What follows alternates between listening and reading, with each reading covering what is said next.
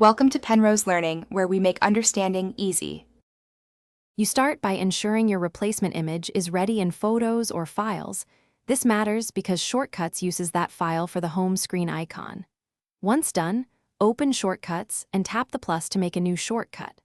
Add the Open App action and choose the app you want to replace. This connects the icon to the real app. Make sure to name the shortcut clearly so Siri and Spotlight recognize it, which helps with quick launching later. Now you customize the icon so your home screen looks polished. Tap the three dots on the shortcut, choose Add to Home Screen, then tap the icon preview and pick Choose Photo or Choose File to use your prepared image. You can crop or scale to center the glyph.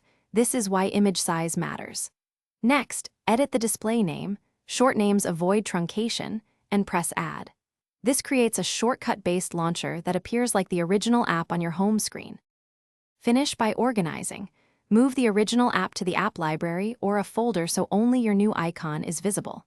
You'll notice the shortcut briefly opens Shortcuts before the app. That's expected. Using succinct names and photos minimizes the delay. If the custom icon doesn't show or looks wrong, restart your iPad and re-add the shortcut, or try a PNG versus JPG. Different formats and sizes can affect display.